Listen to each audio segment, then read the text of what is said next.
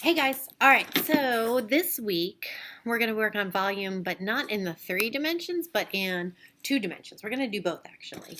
So what happens when I have a rectangular prism like this scholastic box right here, and I want to find out what's the volume of this scholastic box. Now I don't have enough cubes, and frankly I don't have enough time to fill this up with cubes like we did in class and count how many cubic units it takes to fill up this box. So I'm going to use a volume formula to figure it out. So today you're going to learn the volume formula, how to calculate using the volume formula, and then practice using that formula to solve the volume of rectangular prisms that are flat on a piece of paper. So come on in, join me, and let's do some volume practice. All right, so last week in class we worked with rectangular prisms, and you got to use these Unifix cubes to build our rectangular prisms. So we could see that volume of our rectangular prism is how many of these cubic units you can use to fill up the space of the box. So here's our cubic unit, and this one happens to be a cubic inch. We put these together to create our rectangular prisms. And then we just counted how many cubes it was to put together in order to find the volume. So mine here, I had a layer of 6 on the top, and then my layers, 1, 2, 3 layers of 6. So 3 layers of 6 makes 18. Or you can look and say, oh, well, there was 9 on this side. And since there's 2 layers of that way, 9 times 2 is 18. So either way, 18 cubes makes up the volume of this rectangular prism. Well, this week we're going to look at this rectangular prism in a 2-dimensional way and figure out how do we find the volume when we take away that 3rd dimension and put it flat on a piece of paper. So right now I have this rectangular prism, and I'm going to turn it this way so that you can see I chose to put white blocks on certain dimensions. So there's a formula for finding volume, and a formula is a procedure that you use no matter what the situation or what the numbers are. You can use that formula to calculate the volume of a rectangular prism. And you need 3 things to calculate the volume of a rectangular prism. You need to have the height of the process. You need to have the length and the width of the base of this. I'm trying to figure out how to hold this for me so I can get it through there. Hold on. Let's do this. I'm going to change this around. So you can see me for a little bit. There we go. All right, so now here's my rectangular prism, and you can see I chose to put my white blocks so you could see the 3 dimensions that we need in order to use a formula.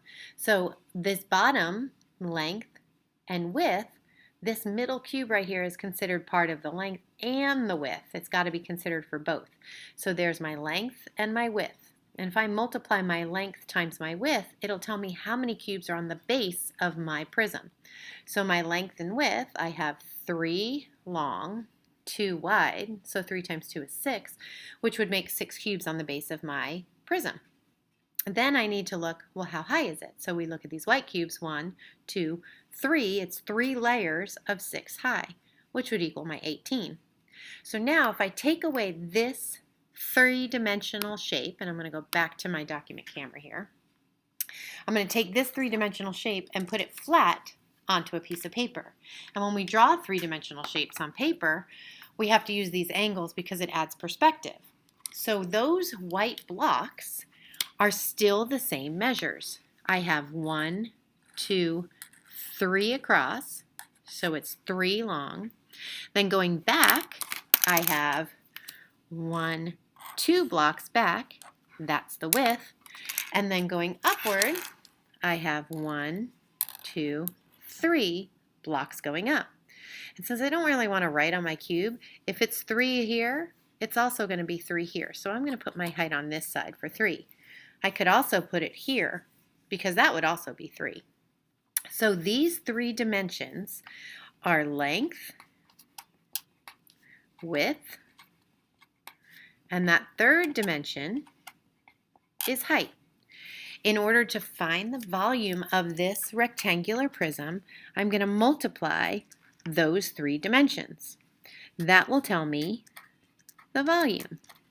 So the formula for finding the volume of a rectangular prism is volume, capital V stands for volume, equals length, and I use a cursive L because a lowercase l just looks like a number 1.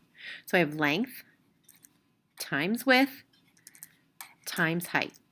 This is the formula for finding volume. As long as you have the 3 dimensions, it'll give you the volume of that shape. And a little bit further, you can also say volume equals capital B. And the B stands for the base area.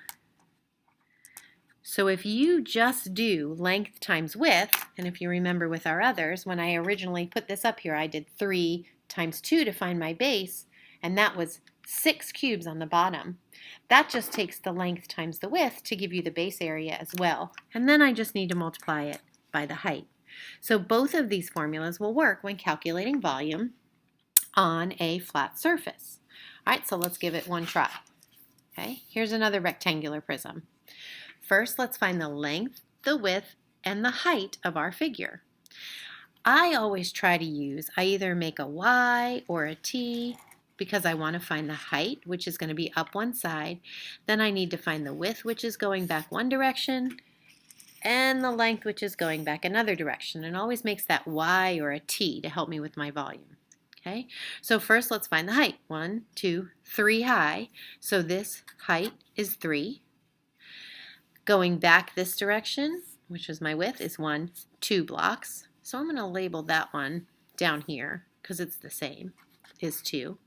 And then the only other one I need is my width, which going back this direction is also 2. So using my volume formula, volume is length times width times height. My volume equals length 2 times width 2 times height 3. And then I can multiply them because the commutative property of multiplication means I can do these in any order I want to. So I'm just going to go straight in order here. And sometimes I'll go out of order, and I'll explain those in a second. So 2 times 2 is 4, times 3 is 12. So my volume is 12 cubic units. Since I don't know whether these are inches or centimeters or feet and it's not labeled, I'm just going to call them cubic units because each one of those little cubes is a cubic unit. Okay, so that's our volume. All right, let's do some examples. Let's take a look at how it would look in a problem here. I'm going to zoom in for you so that you can see a little bit better. All right, here's our first one. In order to find the volume, we have to know our length times width times height. So I'm going to take my length is 9 times my width is 8 times my height is 5. Multiplying those 3 dimensions. Now here's a place I might want to go out of order because I could do 9 times 8 is 72, but then I have to do 72 times 5. But if I do 8 times 5 first is 40, and then I multiply by 9, it makes mental math a little easier. 9 times 4 is 36, and a 0 at the end. So my volume for number 1 is 360. I'm going to slide over to my answer section over here and put 360. All right, let's try number 2. I've got 3 dimensions, 9 times 9 times 3, length, width, and height. Remember, it doesn't matter where they label it. If this is 3 here, this is also 3, and this is also 3 because they're made out of rectangles and the opposite sides in a rectangle are always equal. If this is 9, that means this is 9, the opposite side, and that means this is 9. So it doesn't matter where it's labeled as long as the label is there. Then the same with this one. If this is 9, this is 9, this is 9, and this is 9 because they're opposite sides of that rectangle. Okay? All right, so this one I do 9 times 9 times 3. So I'm going to do 9 times 9 is 81, and then I'll times it by 3. 81 times 3. I'm going to do this in repeated addition since it's only 3. 1 plus 1 plus 1 is 3, and 8 times 3 is 24. So my volume is 240. So when you're finding the volume using the formula, you just need to multiply length times width times height. All right, let's try this one. 4 times 6 times 5. Width, height, length. And again, it does not matter the order because in multiplication and addition, you have the commutative property, so you can do them in any order you choose. This time, I'm going to do my 6 times 5 first and get 30. I always love working with multiples of 10. So 4 times 30, 4 times 3 is 12, and a 0 on the end is 120. So I'm going to slide over here to number 3, 120. Well, let's do one more together. I have a 2, 9, and a 4. So I'm going to do width is 2, length is 4, and height is 9. I'm going to go right in order for this one. 2 times 4 is 8. Then I'm going to multiply that 9. 8 times 9 is 72. Oops, sorry, off the screen there. 72. So 72 cubic units. All right. So what I'd like you to do is continue to do your volume. And remember, finding the volume is just a formula. You just need to use that same formula, and it works all the time with any rectangular prism. Volume equals length times width times height. You're finding the area of the base and then multiplying it by the height.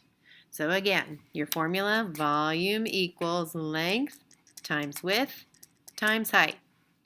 Volume equals length times width times height. Let's try it in a different color.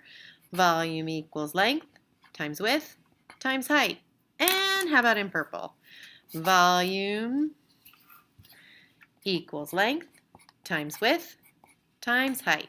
That is the key to finding volume on a two-dimensional piece of paper.